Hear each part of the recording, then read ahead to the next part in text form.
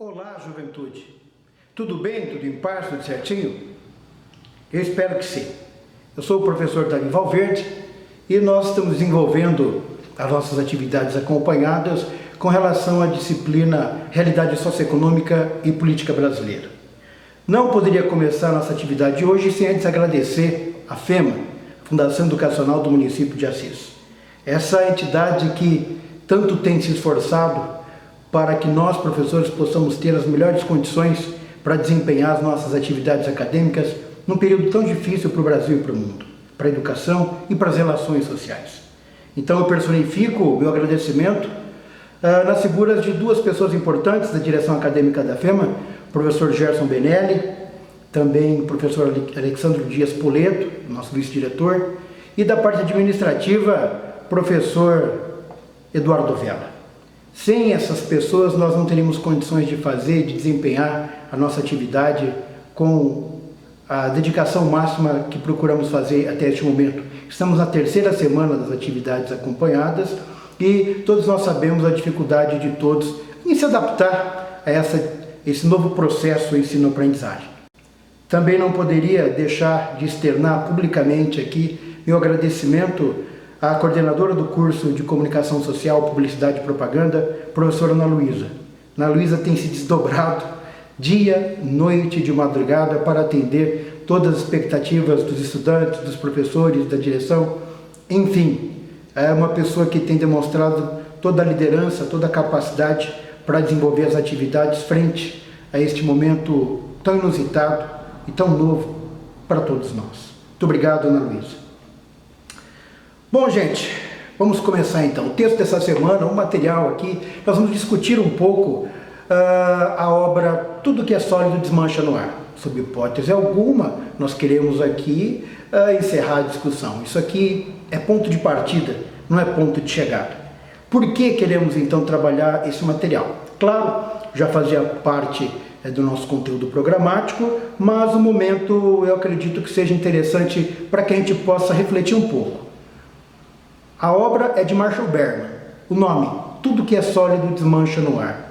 O caráter precário da modernidade, assim como os meios de produção e de comunicação da cultura, nos dias atuais nos cria mais incertezas do que certezas.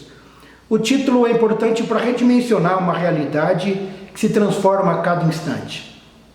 Nas palavras de Marshall Bergman, a realidade que vivemos hoje passa pelos mesmos dilemas de sempre, mas agora com a projeção da frase que Einstein já dizia sobre o papel da ciência. Vocês se lembram do discurso do ministro da Saúde, atual ministro da Saúde, Dr. Mandetta, que ele falava sobre nós estamos atacando o inimigo de forma primitiva. E olha só que Einstein falava sobre a ciência.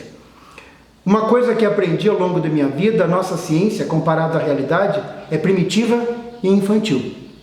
Mas, mesmo assim, é a coisa mais preciosa que temos. Tudo bem, esse é o pensamento do Einstein e a gente pode dizer que o pensamento dos professores em relação a este processo, nós como educadores. Tem uma frase também do Einstein, de 1920, que diz o seguinte: a maioria dos professores gastam seu tempo fazendo perguntas que têm como objetivo descobrir o que o aluno sabe, enquanto a verdadeira arte de fazer perguntas deveria ser descobrir o que o aluno sabe, ou o que ele é capaz de descobrir. E é isso que norteia o nosso encontro de hoje. Tá? Marshall Bergman é um dos meus autores prediletos, preferidos. Eu tenho assim entre eles os top 5, ele, Nicolau Sivicenko, autores que eu realmente admiro bastante. E é claro que Tudo que é Sólido Desmancha no Ar é um fragmento de um texto de Karl Marx. Tá? E o texto de Karl Marx inicial apresenta a seguinte frase: todas as relações fixas, enrijecidas, com seu travo de antiguidade e veneráveis preconceitos e opiniões, foram banidas. Todas as novas relações se tornam antiquadas antes que cheguem a se ossificar. Tudo que é sólido desmancha no ar. Tudo que é sagrado é profanado. E os homens finalmente são levados a enfrentar as verdadeiras condições de suas vidas e suas relações com seus companheiros humanos. Olha essa nova experiência de tempo e espaço, de distanciamento, de novas possibilidades, de perigo de vida, de crescimento da mortalidade humana. Todos esses elementos criam situações que confrontam as nossas verdades. De repente você tem um emprego, de repente você tem a aula, de repente você tem o mundo e de repente, mesmo que momentaneamente, você não tem mais nada. O primeiro grande impacto da leitura de Tudo que é Sólido Desmancha no Ar é uma obra que tem quase 500 páginas, pessoal. Tá? Então nós vamos discutir apenas alguns aspectos dela. O primeiro grande momento foi 11 de setembro, em que nós vimos as Torres Gêmeas desabarem, o espaço aéreo americano ser invadido, o avião cai no Pentágono, e isso nos fez refletir um pouco sobre a temporalidade dos impérios. Mas mesmo assim, os Estados Unidos reagiram e continuaram construindo o seu império. Parece que ainda do ponto de vista capitalista até mais forte. Bom, porém é uma relação paradoxal, uma unidade de desunidade. Ela nos despeja a todos um turbilhão de permanente desintegração e mudança, de luta e de contradição, de ambiguidade e de angústia.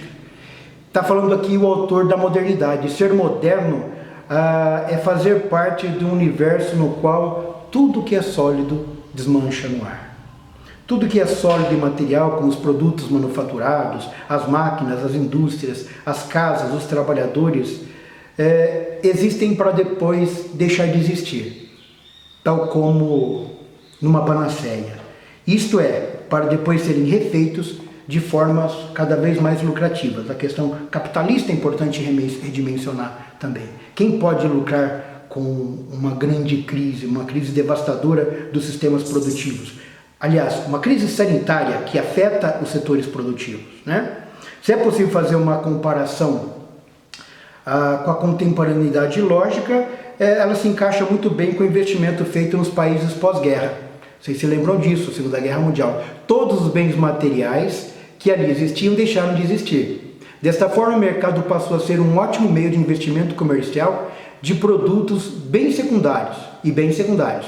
Ainda se é permitido uma analogia dentro dessa lógica que os Estados Unidos engrandeceram sua economia. E hoje em dia, até hoje em dia, se faz muito dinheiro com isso. O sistema capitalista, segundo Marshall Berman, ele possui uma capacidade de explorar a crise e o caos para se desenvolver e enriquecer, como um ato de antropofagização de sua própria autodestruição. Ele consome as suas vísceras e ele consegue reagir economicamente diante do caos. Foi assim na Primeira Guerra Mundial, após a Primeira Guerra Mundial, foi assim após o crack da Bolsa de Nova York em 1929, foi assim após a Segunda Guerra Mundial, e eu não gosto de fazer futurologia, mas pode ser que seja assim também após essa grande crise econômica. E para alguns setores, vocês já sabem, já está sendo assim, O perigo é o erro, só de tentar colocar uma dúzia de certezas aí e buscar explicar o mundo, suscita aqui todo tipo de análise a respeito e acerca desse debate e divisões do mundo, propõe que cada autor propõe um julgamento do seu próprio momento histórico. E o que a gente pode falar sobre Karl Marx é que era um historiador, era jornalista, era pensador de sua época. Então, nas ciências sociais, tudo isso pode acontecer, mas o historiador é perigoso projetar nossas expectativas no passado de um autor. Então, vamos fazer o distanciamento necessário. Situo a problemática, eu dou a minha opinião, mas o importante é que vocês também leiam a obra, estudem um pouco alguns capítulos e formem uma opinião com também embasamento.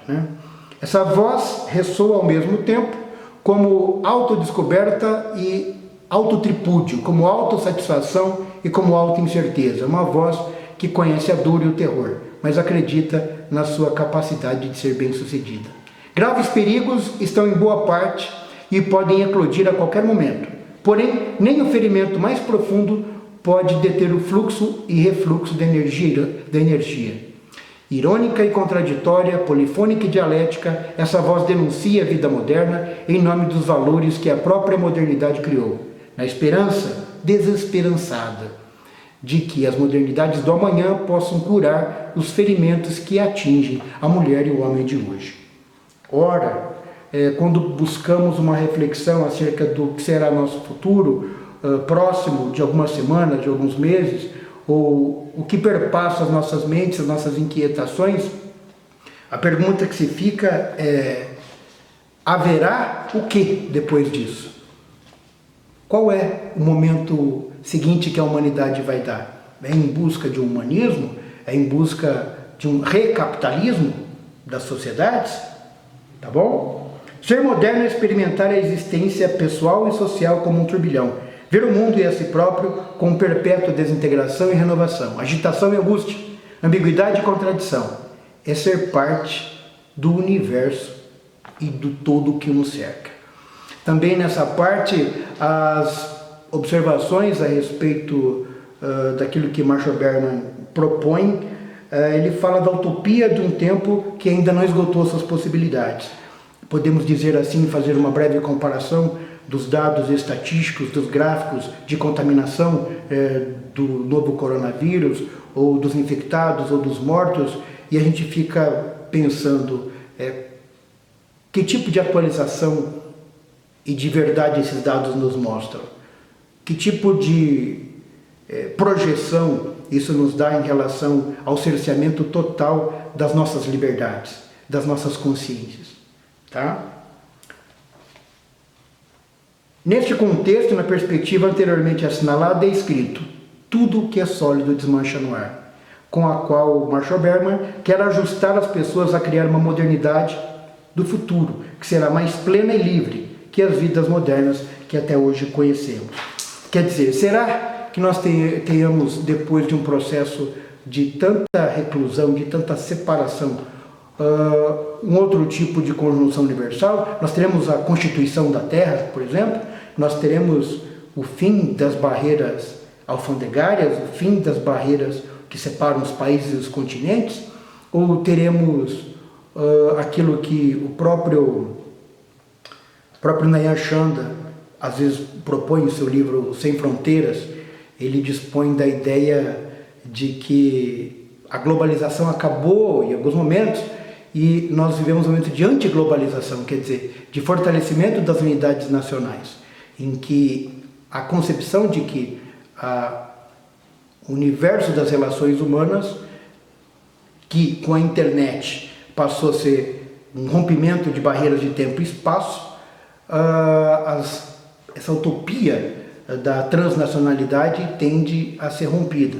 Na Europa a gente já vê alguns aspectos, como o Brexit da Inglaterra, que quer se separar do mercado comum europeu, e nós vemos aqui a perspectiva de disputa dos países pelos respiradores da China, pela máscara, e essa questão é importante porque a modernização nós podemos falar em aspectos econômicos e políticos, e o modernismo nós podemos falar em arte, cultura, sensibilidade. Será que o mundo está apenas moderno e menos modernista? Tá? É uma discussão também que a gente coloca, porque nos parece que a própria modernidade perdeu as suas raízes, a sua própria identidade. O tempo não para. O presente está constantemente se tornando passado, em fluxo constante de agoras em direção a futuros em aberto. Isso implica que cada evento ocupa certa duração, sempre presente. Nada acontece fora de um presente que passa.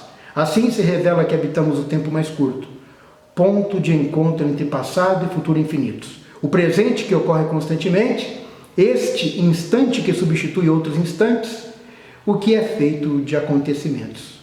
O risco é tolerável, mas a incerteza não. O cenário de incerteza passa e faz com que as pessoas parem de comprar. Ou seja, o que ocorreu em 1929 com a crise de especulação? Nos anos 20, o governo americano incentivou o consumo. Em determinado momento, as pessoas pararam de consumir e começaram a investir. Mas a indústria foi ao mercado financeiro e fez os empréstimos para produzir mais. Como a população estava investindo e não havia uma forma de se vender tudo aquilo que se produzia, o que ocorreu?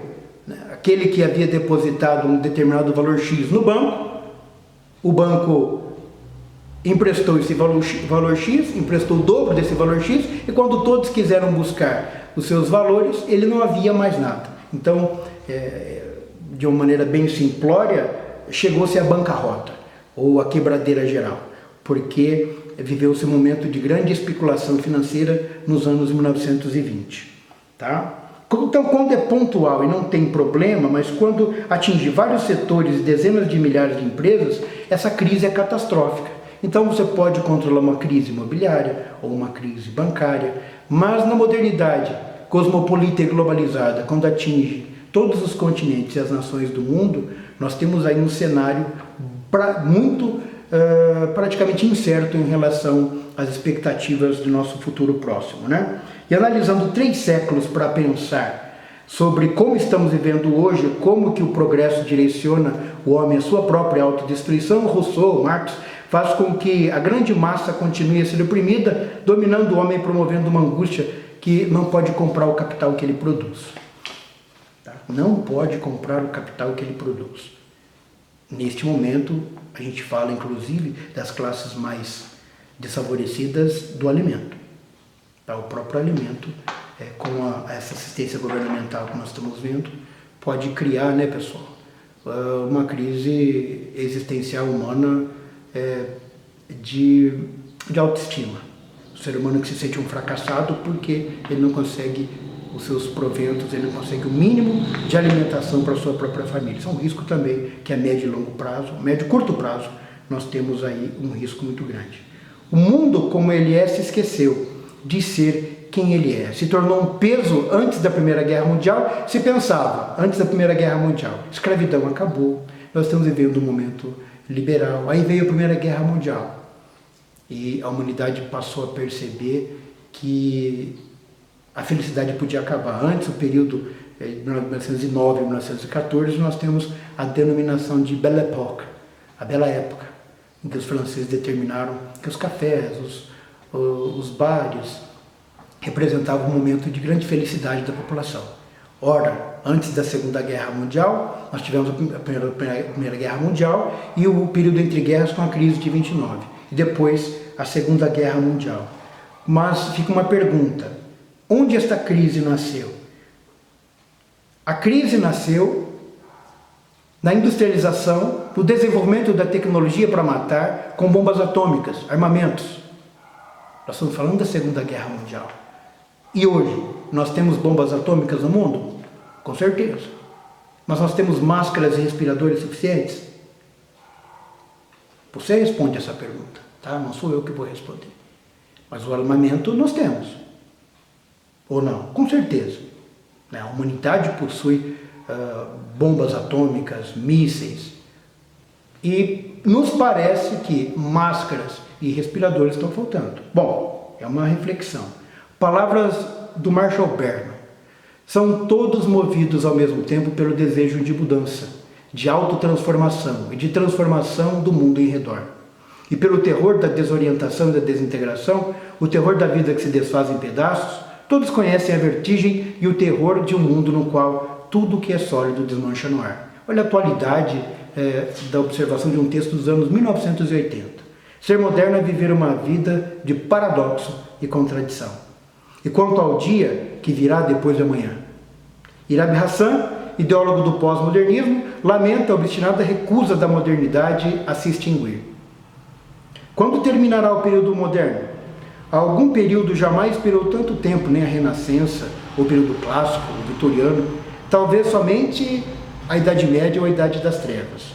Quando terminará a modernidade? E o que vem em seguida? Eis que apenas o futuro nos reserva. Será que nós e aqueles que virão depois de nós continuarão lutando para fazer com que sintamos em casa ainda neste mundo? Mesmo que os lares que construímos, a rua moderna, o espírito moderno, continue a se desmanchar no ar? É uma questão que se coloca para médio e longo prazo também. Tem uma frase importante agora do prefácio da obra de Marshall Berman. Ele diz o seguinte: logo depois de terminado este livro, Tudo que é sólido desmancha no ar, meu filho bem-amado Mark, de 5 anos, foi tirado de mim. A ele eu dedico essa obra. Sua vida e sua morte trazem muitas das ideias e temas do livro para bem perto no mundo moderno. Aqueles que são mais felizes na tranquilidade doméstica, como ele era, talvez sejam os mais vulneráveis aos demônios que assediam este mundo. A rotina diária dos parques e bicicletas, das compras, do comer e limpar-se, dos abraços e beijos costumeiros, talvez não seja apenas infinitamente bela e festiva, mas também infinitamente frágil e precária. Manter esta vida exige talvez esforços desesperados e heróicos, e às vezes perdemos.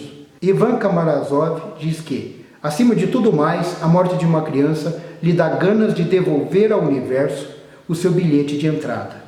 Mas ele não faz. Ele continua a lutar e amar. Ele continua a continuar.